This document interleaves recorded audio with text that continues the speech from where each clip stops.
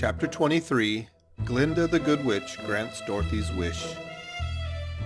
Before they went to see Glinda, however, they were taken to a room of the castle where Dorothy washed her face and combed her hair, and the lion shook the dust out of his mane, and the scarecrow patted himself into his best shape, and the woodman polished his tin and oiled his joints.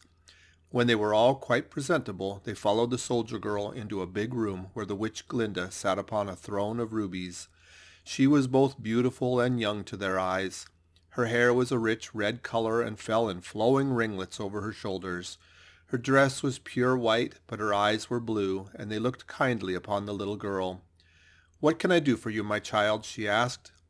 Dorothy told the witch all her story, how the cyclone had brought her to the land of Oz, how she had found her companions, and of the wonderful adventures they had met with.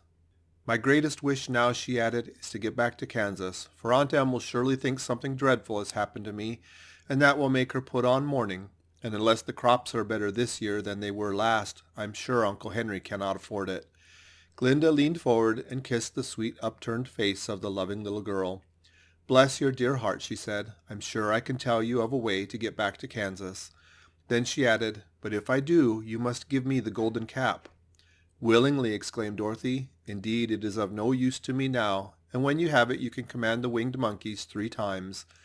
"And I think I shall need their service just those 3 times," answered Glinda, smiling. Dorothy then gave her the golden cap, and the witch said to the scarecrow, "What will you do when Dorothy has left us?" "I will return to the Emerald City," he replied, "for Oz has made me its ruler, and the people like me. The only thing that worries me is how to cross the Hill of the Hammerheads." "By means of the golden cap, I shall command the winged monkeys to carry you to the gates of the Emerald City," said Glinda, "for it would be a shame to deprive the people of so wonderful a ruler." "Am I really wonderful?" asked the scarecrow. "You are unusual," replied Glinda. Turning to the Tin Woodman, she asked, "What will become of you when Dorothy leaves this country?" He leaned on his axe and thought for a moment. Then he said, "The Winkies were very kind to me and wanted me to rule over them after the Wicked Witch died. I am fond of the Winkies, and if I could get back to the country of the West, I should like nothing better than to rule over them forever." "My second command to the winged monkeys," said Glinda, "will be that they carry you safely to the land of the Winkies.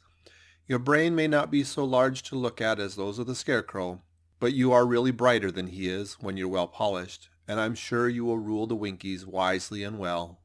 Then the witch looked at the big, shaggy lion and asked, "When Dorothy has returned to her own home, what will become of you?" "Over the Hill of the Hammerheads," he answered, "lies a grand old forest, and all the beasts that live there have made me their king. If I could only get back to this forest, I would pass my life very happily there." "My third command to the winged monkeys," said Glinda, "shall be to carry you to your forest. Then, having used up all the powers of the golden cap, I shall give it to the king of the monkeys that he and his band may thereafter be free forevermore."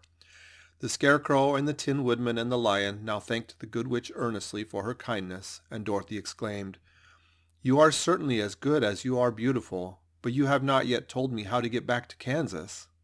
"Your silver shoes will carry you over the desert," replied Glinda. "If you had known their power, you could have gone back to your Aunt Em the very first day you came to this country." "But then I should not have had my wonderful brains," cried the scarecrow. "I might have passed my whole life in the farmer's cornfield." "And I should not have had my lovely heart," said the Tin Woodman. "I might have stood and rusted in the forest till the end of the world." "And I should have lived a coward forever," declared the lion, "and no beasts in all the forest would have had a good word to say to me." "This is all true," said Dorothy, "and I'm glad I was of use to these good friends. But now that each of them has had what he most desired, and each is happy in having a kingdom to rule besides, I think I should like to go back to Kansas." "The silver shoes," said the good witch, "have wonderful powers, and one of the most curious things about them is that they can carry you to any place in the world in 3 steps, and each step will be made in the wink of an eye. All you have to do is knock the heels together 3 times and command the shoes to carry you wherever you wish to go." "If that is so," said the child joyfully, "I will ask them to carry me back to Kansas at once." She threw her arms around the lion's neck and kissed him, patting his big head tenderly. Then she kissed the Tin Woodman, who was weeping in a way most dangerous to his joints. But she hugged the soft, stuffed body of the scarecrow in her arms instead of kissing his painted face, and found she was crying herself at this sorrowful parting from her loving comrades. Glinda the Good stepped down from her ruby throne to give the little girl a goodbye kiss, and Dorothy thanked her for all the kindness she had shown her friends and herself.